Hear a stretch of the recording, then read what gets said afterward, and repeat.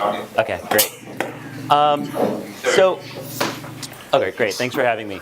So, my name's Tyler. I'm the CEO of Clever, and what I want to talk today is about sales. And I have a little bit of insight into this. I graduated college. I actually studied math and statistics, probably like some of you here in this room, and thought I was destined for this world of finance. I was about to go start at a hedge fund. And at the last second, a friend of mine roped me in to join his startup and asked me to do sales there, which was something that I knew nothing about. And so had to figure out on the fly and spent a couple of years there figuring out sales for this very early stage company.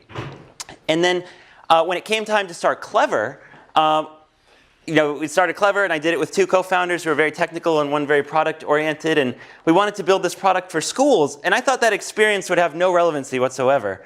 But it turns out that some of the things that I picked up at this previous job where I was figuring out sales have been huge parts of what's made Clever grow so quickly today.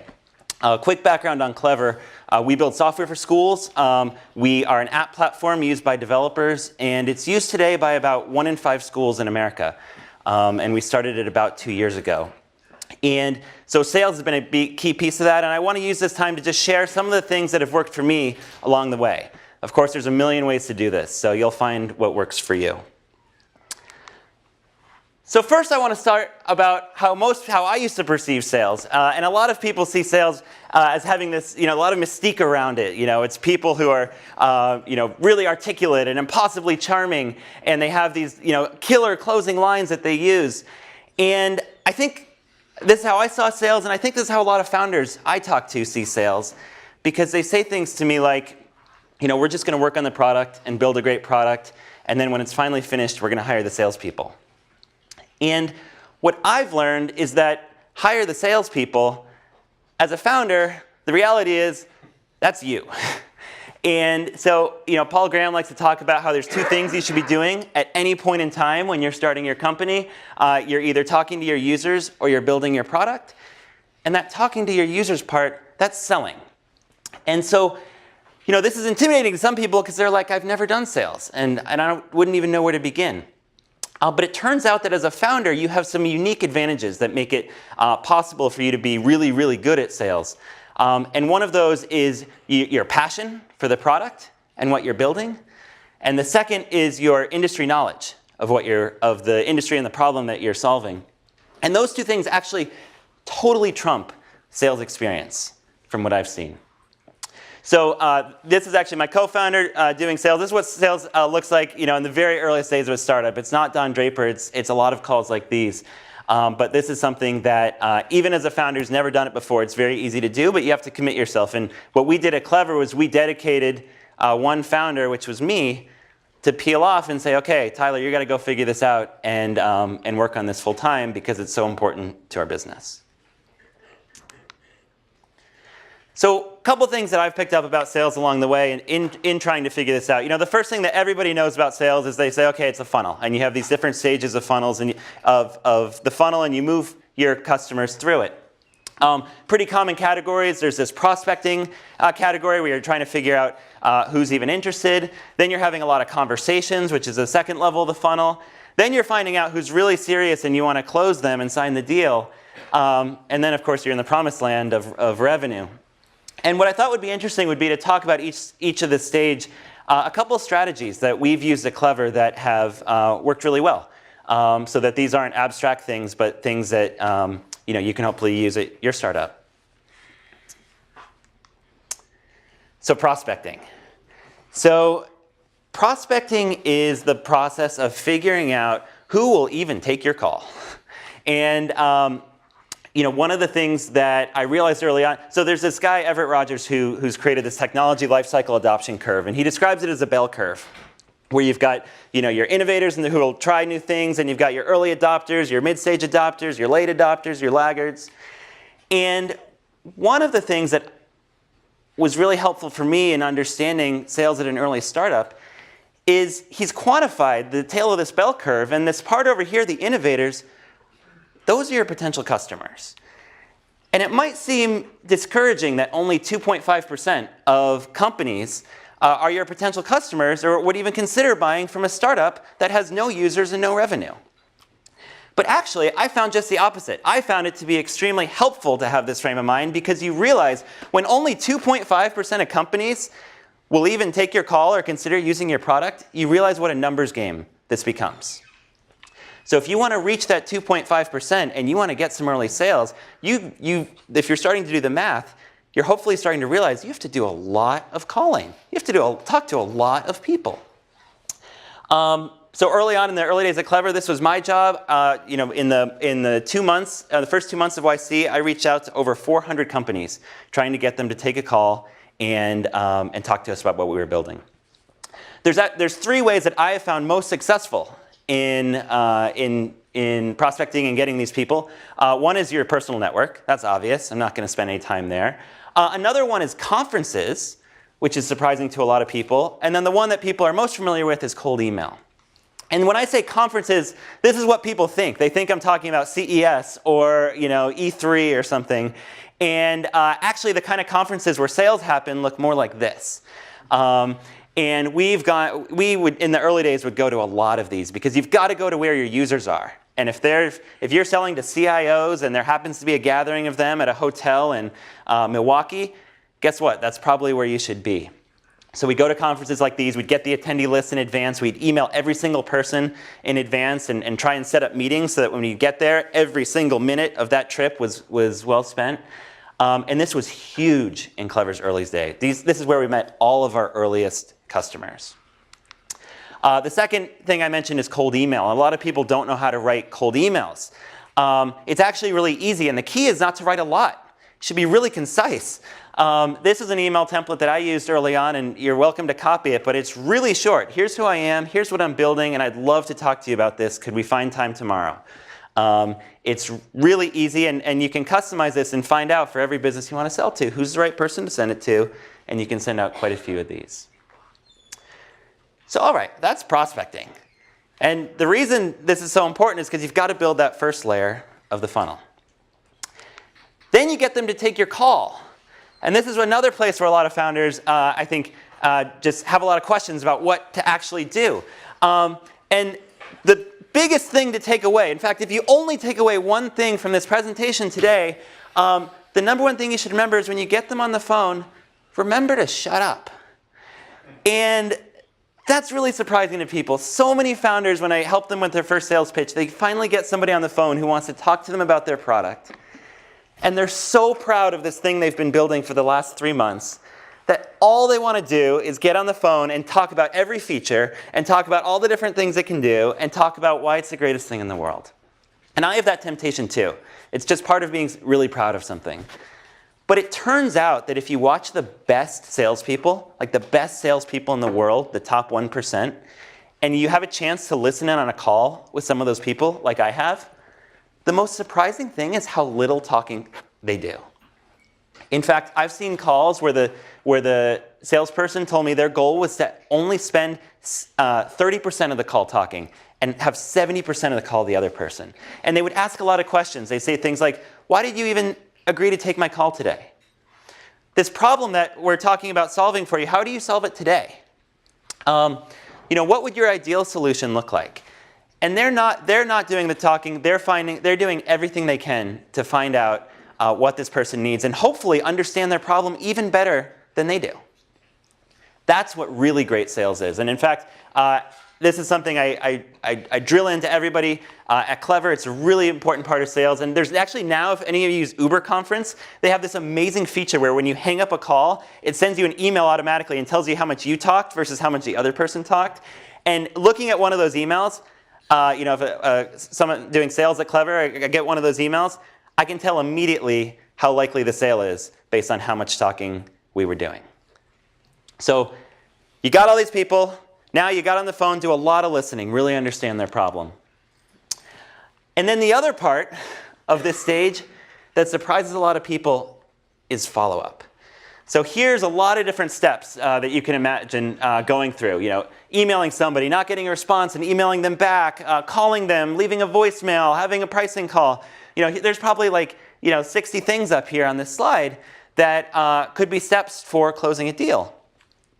These actually aren't just random things. This is one deal this was the second deal Clever ever signed. These are all the different steps that we had in order to get this done. And you can see there's a lot of really embarrassing things up there. Like I emailed somebody and they didn't respond, and I emailed them again and they didn't respond, and then I emailed them again. And this is from somebody who wanted to buy our product.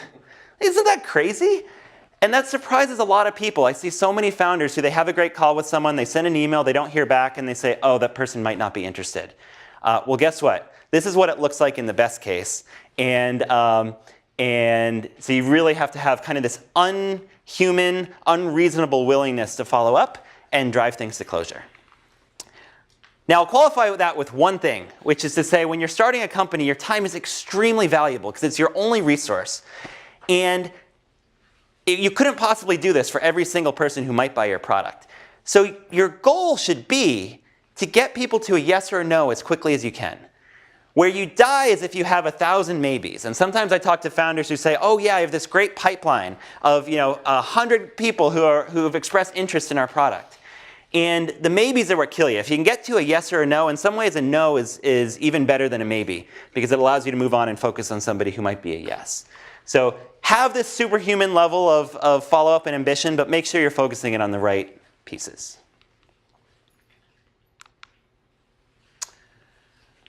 All right, so you've talked to a ton of people. You've had all these phone calls. You've followed up with them ridiculously to the point where they just know you're not going away and they've got to sign an agreement. This final step is something that, if you haven't done before, might seem opaque, but it's actually really simple. It's called redlining. So you'll send over an agreement. Their lawyers will mark it up. Your lawyers will mark it up, and you kind of go back and forth. If you're part of YC, this is really easy because YC has standard template agreements that they give you, so you don't have to find these, and you can just use those. But they've never been available. If you weren't part of YC, you kind of had to figure this out on your own. One of the things that I'm really excited about is, as part of this presentation, YC has agreed to open source their deal documents. So these documents that YC founders used to get are now going to be available to everybody. So this should hopefully never be a barrier to anyone who wants to do sales for their startup. You've got some great documents. And then the other thing I'll say about this, a place I see so many smart people go wrong, is you got to remember what your goal is. Your goal is to sign some deals and get some reference customers and get some validation and get some revenue. If you don't do that, your startup is toast.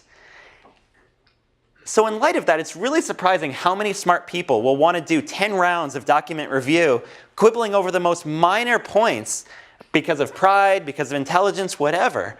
Make sure the agreement is the way you want it, but then sign it and move on. I've seen founders spend months quibbling over some indemnification clauses, and their business would have been way better off if they'd just signed the deal and moved on to the next one. So that's one closing trap you can fall into. I have two more. One other closing trap that I see founders struggle with a lot is they're talking to a company who says, I will use your product, but I just need one more feature. Or they say, I'd love to use your product, but it doesn't have this one feature, so we're just not ready. And to most people, especially if you're ambitious, when somebody says that to you, what you want to hear is, oh, well, I can build that feature. Great. I'll build that feature, and then they're going to use my product. But the problem is it almost never works that way. In fact, somebody telling you that they want to use your product, but it's just missing this one feature, I would almost map that to a pass in your mind. Because 9 times out of 10, if you actually built that feature, you go back to them and then there'd be one more feature. Or there'd be some other reason that they're not using the product. So if somebody says to you, hey, I want to buy, there's this one thing that's preventing us from using your product, I would do one of two things. One, say, well, that's great. Let's sign an agreement, and we'll put in the agreement that we're going to build this feature, in which case, you know that if you build it, you're off to the races. Or more commonly, what we did at Clever was we would say, that's great. We're going to wait to see if we hear that demand from more customers. And then once you have a lot of customers requesting it, then you should build it regardless. And then you don't have to worry about doing something that's customer one-off, which is what you really want to avoid. So don't fall into this trap. It happens all the time. And the other trap I would highly, highly recommend you try to avoid is the free trial trap. Because this happens all the time. People, they go down this path with a customer. It seems really exciting. And then the customer says, oh, well, can I get a free trial? And you can't blame them. That's a totally reasonable thing to ask for. But the problem is, when you're starting a startup, you need revenue, you need validation, you need users, you need commitment, and free trials get you none of those things. So you do all this work, and if you end up with a free trial, unfortunately, you haven't made as much progress as it's actually terrible. You think you've made progress, but really, at the end of the free trial, you're going to have to sell them all over again. So the way I handle this that has worked really well is when somebody says, can I get a free trial? You say, well, we don't do free trials, but what we can do is we do annual agreements here. And what we'll do is for the first 30 or 60 days, if for any reason you're not happy, you can opt out. And that's a way to get you the things that you need while giving them the comfort that they might need to take a chance on a startup. So that minor change actually makes a night and day difference when you're thinking about these things. All right, so you've prospected. You've had a lot of conversations. Now you've closed people. You've gone through the red line process. You worked out the free trials. And you're on your way, hopefully, to your first sales. Now, early on, you can think of sales as just like any other thing of a startup. Your goal is you don't have to do things at scale. In fact, you can purposely do unscalable things to try and get early customers. That's the fun of it. But the other thing that I think is really important to keep in mind is once you've done this enough, what you should start thinking about is, well, what aspects of this are repeatable? And what aspects of this, are we going to scale further? And there's this, Christoph Jans has this really great blog post online about the 5 ways to build a $100 million company. And he talks about he can have 1,000 customers buy a product that costs $100,000. Or you can have 10,000 customers buy a product that costs $10,000. Or you can have 100,000 customers buy a product that costs $1,000. And even though you don't need to know on day one which bucket you're going to fall into, most companies do fall into one of these buckets. And so you should start thinking about that as you're doing this. If you want to be in the elephant category of a $100,000 product, that's great, and you're going to have a really high-touch sales cycle, and that's fine. That's Salesforce, that's Workday, that's great. But if you think you're going to be a rabbit and sell products for $1,000 a year to businesses, and your sales process involves flying out to see them 3 times and 8 demos and 3 months of redlining, then you probably have to rethink something. And so I see a lot of startups, most commonly who want to be the rabbits and sell for a low-priced product to businesses, not thinking about how to do it in a scalable way. And that's one area where you can get underwater, or it just forces you to increase your prices. So this is how I think about different businesses, and it'll be helpful for you once you get started and once you've done enough of the sales to say, okay, where am I? And the corollary to that is how do I have to price my product to be a viable business?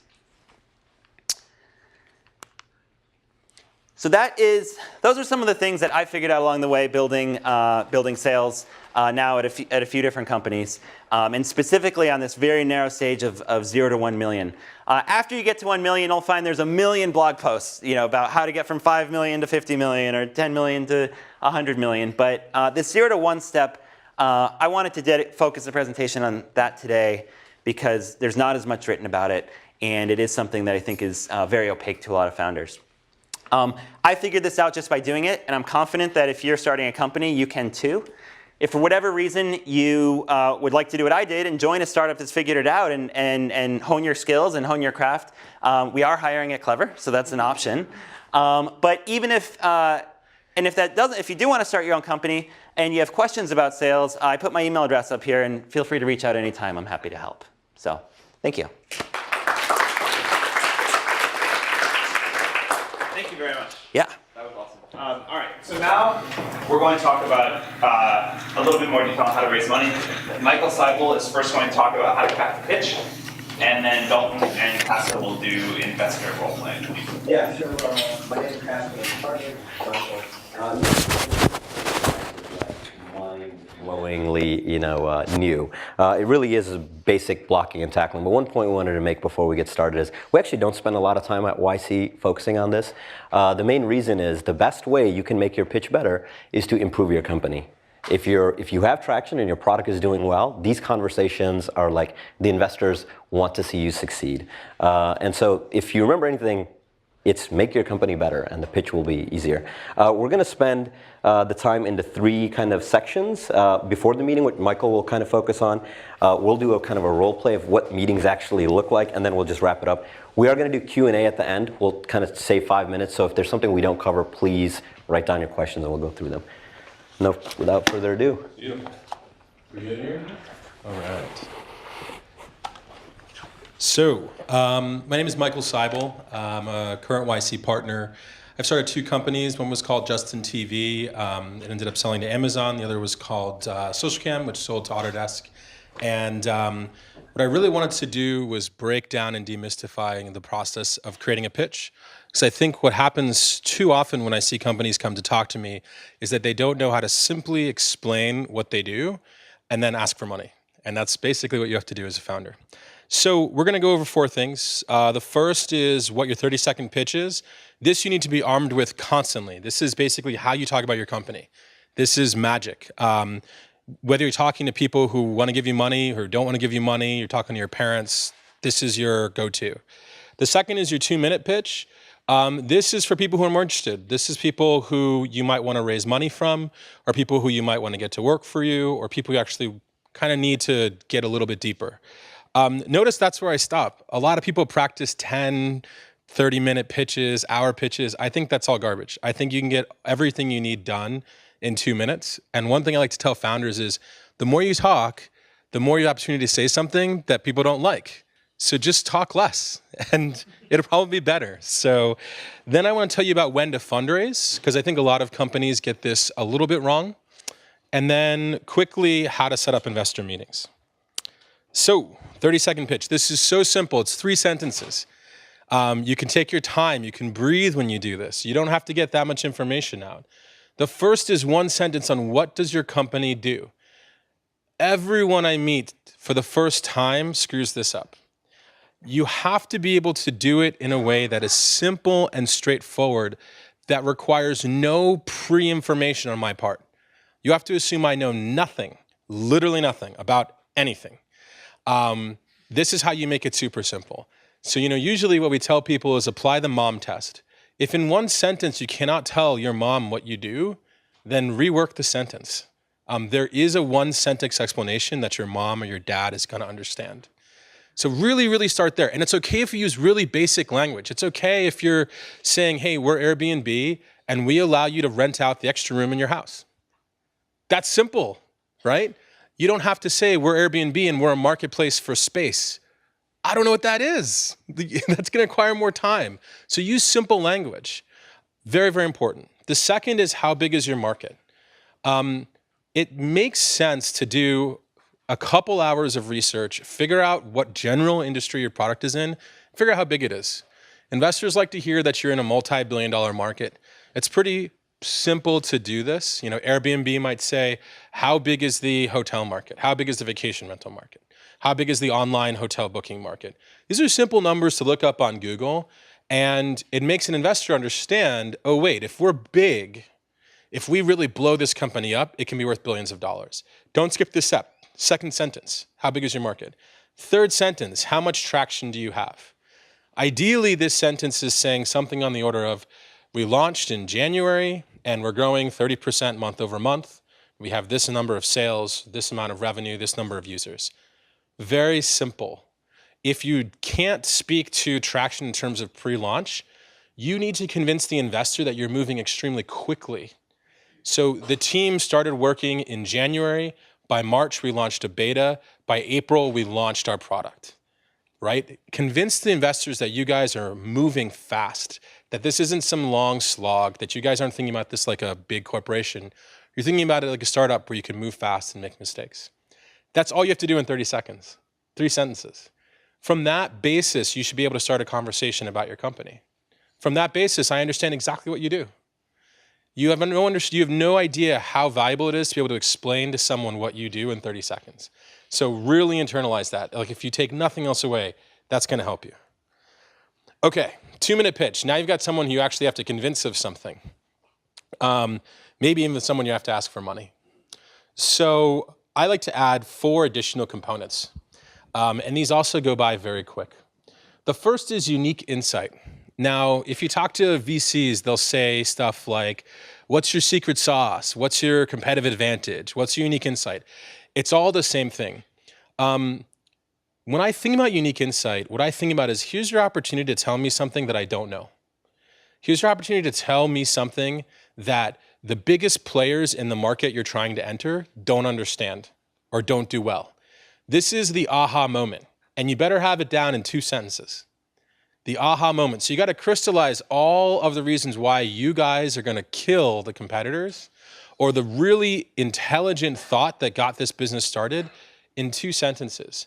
And I need to aha. You can see whether it's happening when you're saying it. That's why I like 2 sentences, so you get in and out fast.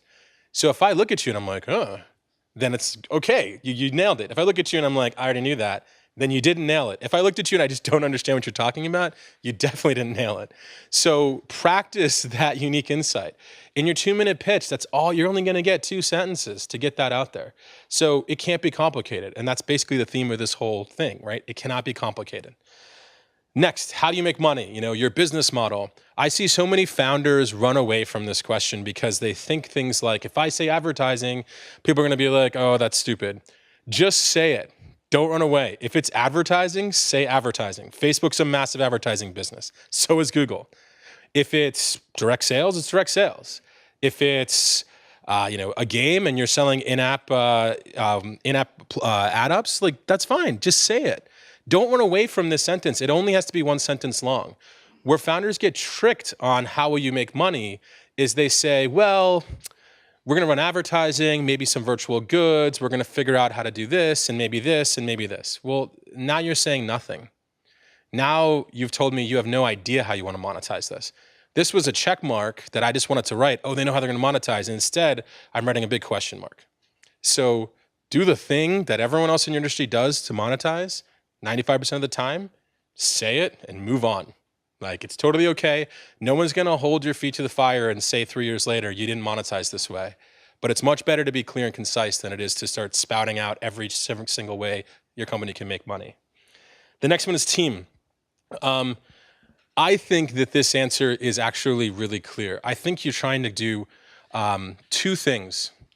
If your team has done something particularly impressive, you need to call that out. We were the founders of PayPal. Probably want to say that.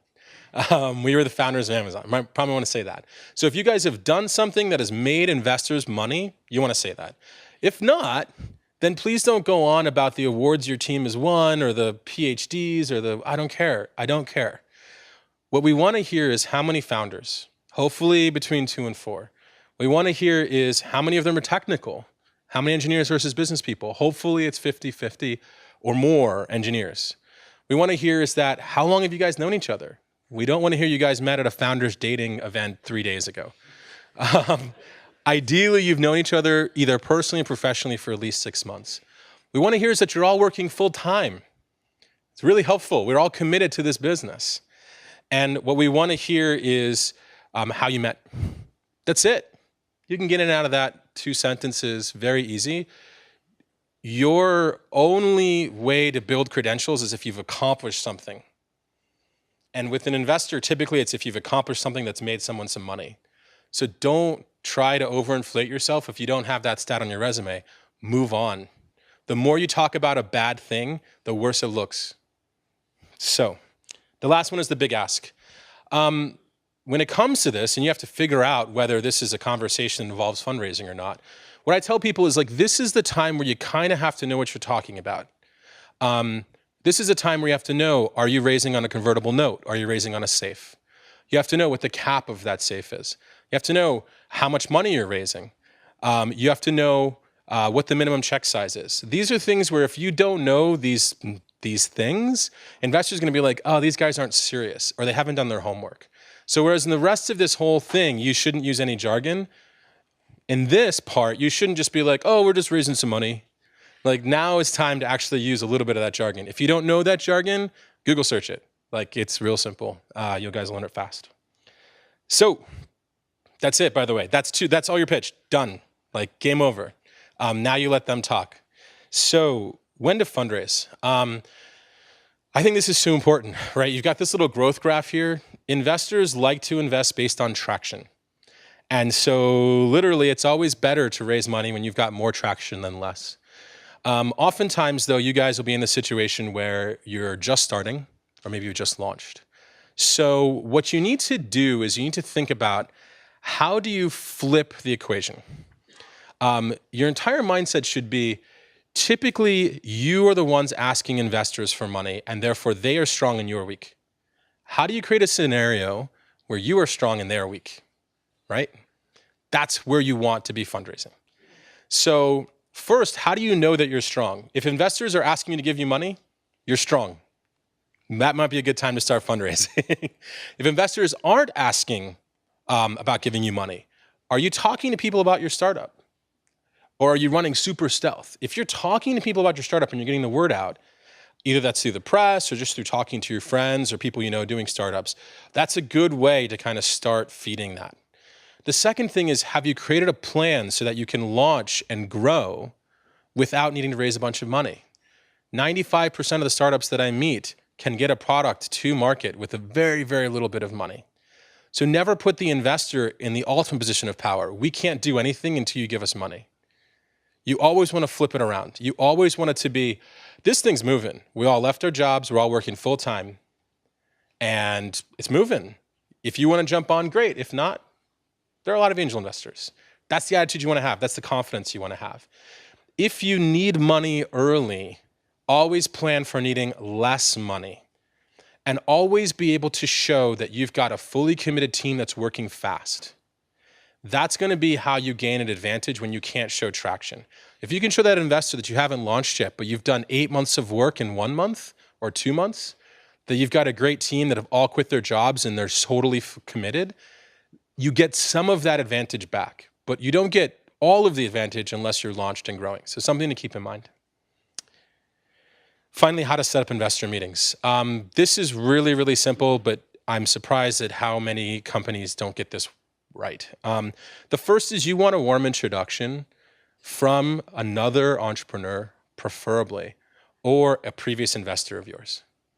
That's where you want to start. If someone who's passed on your company as an investor offers you to make introductions, that's kryptonite. Don't touch that. So first, warm introduction. Very simple. You don't want to cold call these people. You don't want to bum rush these people. The credibility of the person who's introducing you to an investor is a big part on whether the investor will take that meeting. Second, think in parallel. So many people that I meet will run the fundraising, this super slow process. We met with one guy this week. We're going to schedule a meeting with another guy next week, another guy 3 weeks from now. When you're fundraising, you're on. It's a sprint. It's not a marathon. So you want to schedule all of your meetings during the same week. It's extremely hard to do, but here's one trick that I love. Tell when you're emailing investors, you're getting those warm intros, the investors email you back. You say, hey, we'd love to set up a meeting, but we're building like crazy for the next 2 weeks. So can we set it up in that third week, right? So then you've emailed everyone that, right? So everyone schedules that meeting 3 weeks out. It's better for them because their calendar's open. It's better for you because you've got all your meetings in 1 week. And also, what did you do? You hinted, hey, I'm not desperate for the money. We're building. Like, I can meet you in 3 weeks, but we're building. We're busy. Like, it's signaling all of the right things. So that's the best way to kind of go about how you're going to do that. The last thing is one team member should be invested in fundraising full time. It shouldn't be something that takes over the whole company because it's very, very distracting. So with that, let's kick it off to the next part of this. Who am I handing it to? Big Dalton. Yeah, I'm Mike. Oh, beautiful. All right. Hi. So my name is Dalton Caldwell. I'm one of the camera can get us here. Okay. Yeah, I'm one of the partners at YC, and one of the things that we're going to do today, real quick, is a mock pitch. And first of all, I know this is a bit contrived, but this is in this format of like a college class. We're going to do our best to have fun and kind of demonstrate what it's like. And I realize there's a million reasons why you could say, oh, this isn't realistic of what pitch is really like. But you know, again, there's a lot that we can show you. Just in terms of my background. Over my career, I've raised 85 million over several companies. So I've sat in a lot of investor meetings, and so I'm going to be pulling as many things as I can. So again, we're just going to try to show you something to talk to and use it as a learning session. And you already did your intro earlier, Kasser, right? It's, yeah, I mean, I've done a couple startups. Yada, yada, Cool. yada. So we're going to do 2 pitches, and we're going to go through them pretty fast. As Michael said, these tend to go fast. So let's go dive into the first one. Okay, so Kasser, I understand you're coming to pitch me today. What can you tell me about what you do? So we're building a communication platform that will allow, businesses and consumers to collaborate on one single platform rather than the kind of fractured state that they're in right now. I don't know. I don't follow. So, like, think about what WhatsApp or Snapchat does for consumers. We want to do that for businesses, and so what the, I have to do this with a straight face. What that means is we want to enable consumers to talk to businesses. That's really the goal of our startup is. I still don't. So who uses this? What does the product do? So I mean, it's for consumers and businesses. It's a messaging product. It allows consumers to send. Why would a consumer want to use your product? Because they want to message the business. Okay. Okay. What can you tell me about the market or what the opportunity? What's the size of this? Well, how big is this company get? Messaging companies are very big. Obviously, WhatsApp sold for like $19 billion, and Snapchat is like really growing very quickly as well. So we think the opportunity is very big. Okay. So. Okay. Okay. Can you tell me a little bit about your traction, your numbers? Like, have you given this to people yet? Yeah. I mean. We don't want to kind of open the kimono and kind of go into all the details here. Kind of at a high level, we're live. We definitely have thousands of users in the Bay Area, hundreds of businesses. Have kind of. Can you tell me who some of those businesses are? There's ones that you've been to. We don't really want to get too much into the details because we're still early and we don't want we're trying to stay stealth. Okay, well, can you tell me about what you've learned so far? What insights that you've had from these customers? The consumers are sending messages to these businesses, and we think that's great. And these businesses are responding to the messages, and we think that's, I don't think that's obvious that would happen. So, can you tell me about what your business model is and how? Yeah, so we charge businesses like a monthly rate. We haven't precisely figured out what that is. We've right now we're free for the few 100 companies we're in right now, but we're looking to probably do a monthly. How much do you think a business would be willing to pay? We think certainly $10,000 to $15,000 a month. Okay. So anyway, can you tell me a little bit about your team and who you have working on this? Yeah, we have 5 founders. Technically, I'm the only one who's full time right now. We're raising money so we can get the rest of the team on board. Yeah, that's this. Or can any of the founders program or? Yeah. I mean, we have. I mean, one of them is a bio PhD, but he's really picked up coding. I mean, I'm a Python developer. I did learn Python the hard way. Look at the time. Well, it's been really great meeting you. Yeah. Please keep me in the loop. This sounds fantastic. I will. Just I will keep send me in you the loop updates as the business every. progresses. Yeah, I'll send you an update. Great. Okay. That was awful. All right, that was awful. Okay, so let's just go through. So that was obviously not strong. So let's just talk about some of the mistakes. So first of all, you need to make sure the person you're talking to knows what you do. This seems really simple. But this seems simple, yeah. But it's not. So many times people get flustered, they get nervous, and they start talking really fast. And there's no way you're ever going to convince anyone of anything if they don't know even what your app actually is. You have to know your numbers, obviously. If you're very vague or evasive, don't even have the meeting. If you don't feel comfortable telling an investor what your numbers are, don't even meet with them. It means you're not ready yet, right? For market size, try to give some plausible bottom-up analysis and don't just name drop big companies that aren't even really related to what you're doing. People tend to do that a lot. Try to have insights. Try to convince me that there's something that I don't already know about the market that I learn talking to you rather than just what everyone knows about what the market is, right? I learned nothing during that particular pitch. Also, the team, just why are you working on this? Why are you suited for it? It's a good thing to do. And finally, he didn't drive the conversation anywhere. Like obviously that went poorly, and he just let the conversation just like flail around until I cut the meeting because we ran out of time as fast as I could. So anyway, that was not a good pitch. So let's try that again. Okay. All right, let's do this. Okay. All right, Castor. Well, so I understand you have a company, and can you just tell me a little bit about what you guys do? Yes, so we're a messaging product. We allow, I mean, that sounds kind of vague. So what we allow you to do is essentially message a location. So when you walk into a Crate and Barrel, you can send the Crate and Barrel manager a message like, hey, there's puke in the hallway. Or if you're at the airport, I'm trying to find this specific gate because I'm not at this airport.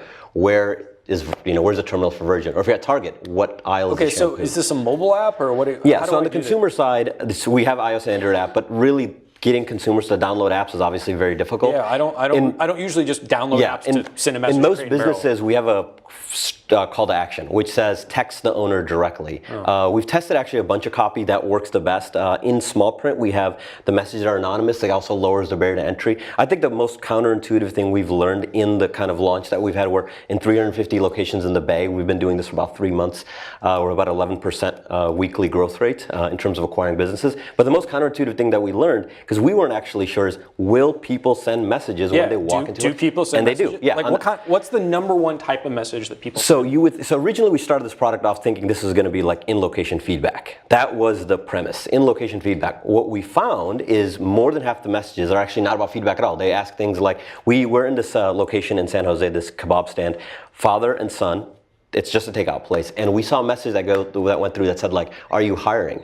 And that's like very strange because you would think like, why wouldn't you just ask the owner? Yeah. But we realized that we know this is the owner, and the person who's walking in doesn't, and so they do prefer to actually just text the owner because they think that's an easier. Okay, so it's like a suggestion box, or it's like a way to just like message. Yeah, initially that's what we thought it Okay. was, but what we actually discovered is vast majority of I shouldn't say vast majority, over half the messages are actually just things like, when do you open, when do you close, because that's not on Google. Are you catering? Do you have any reservations available tonight? Okay. Well, look, in terms of your traction, it sounds like you said you had some businesses. Like, tell me about what you guys have right now. So we have 350 businesses, all from San Jose to San Francisco. We sold them ourselves as 3 founders. We're all technical, but we actually did all the sales because we learned a lot about how these businesses work. We actually come from a retail background. We originally built this product for large enterprise players like Starbucks and Walmart, but we recognized that closing those contracts and our limited amount of runway wouldn't really be possible. So we wanted to get the product in the hands of users, so we did SMBs.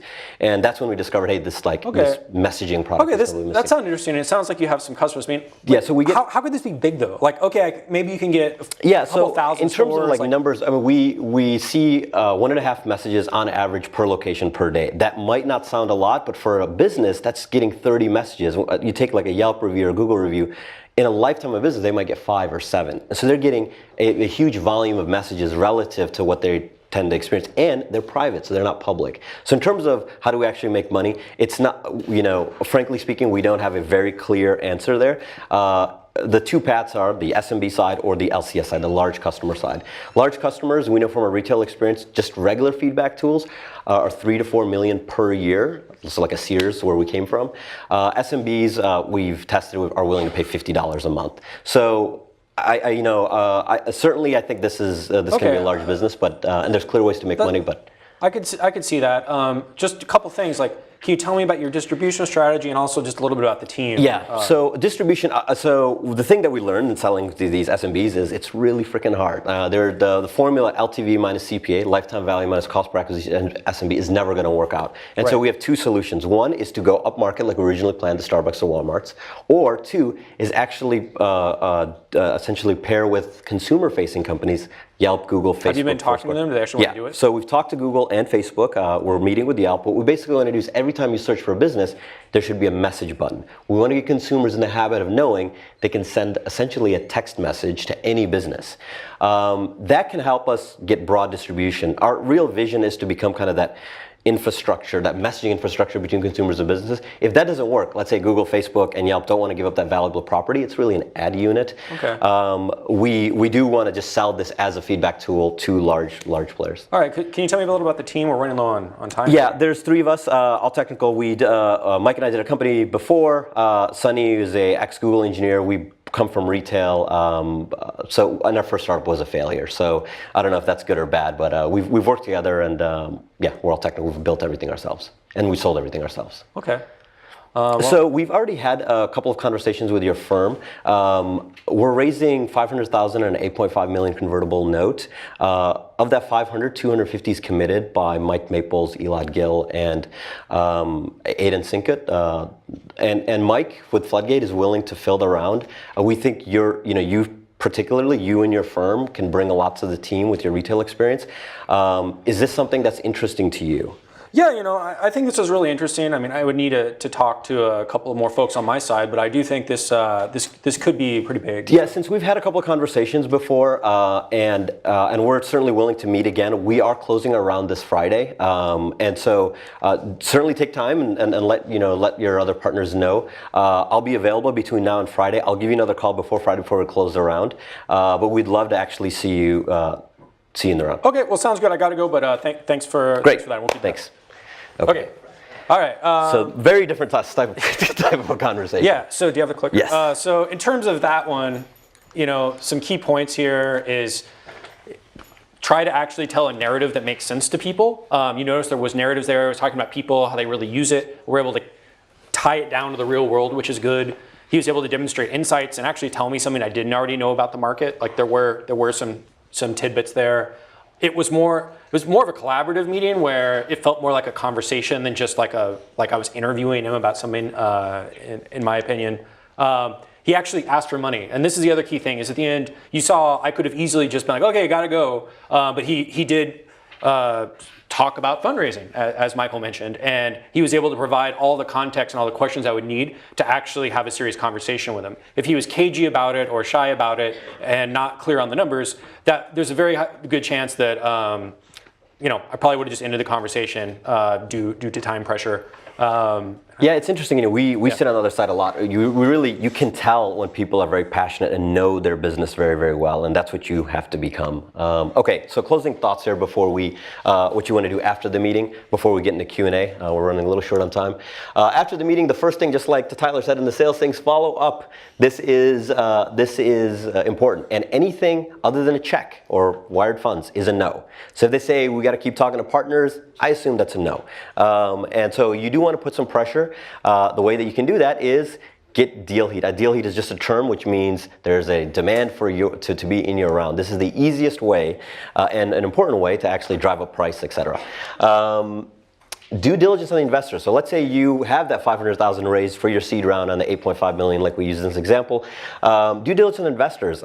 If you do find out, I do due diligence on Dalton, and I find, hey, he's actually not a great investor, I can get Elad or Mike Maples or whoever to actually fill the rest of the round. It's surprising to us how many entrepreneurs don't do this. It's like you would actually spend a lot of time hiring somebody. You're selling a part of your company to somebody. You should know who you're selling it to make sure they're the type of people you think they are. And then last, know when to stop. So some founders get so good at fundraising, they just want to do it all the time because it's much easier to do than actually building the company. Yeah, you think you could. Fundraising does not equal success. And just because you fundraise does not mean you succeeded. And nobody realizes that. And we say this, and we'll say this now, but I'm sure everyone will still equate fundraising with success and read about someone's fundraising and assume that means they're successful. My intuition is why this is the case is because a lot of smart people, their whole life, they've applied to good schools and applied to good jobs, and they just think fundraising is another application that they can just kind of check off. Yeah. And building a company is much more ambiguous. But anyways, that's the session. I don't know if we have time for, just underlining that, build your company. Fundraising is not the goal. You guys just stick around for a few minutes after and answer questions? Sure. Yeah, we can do that. All right, thank you Great, guys thanks. very much. That was great.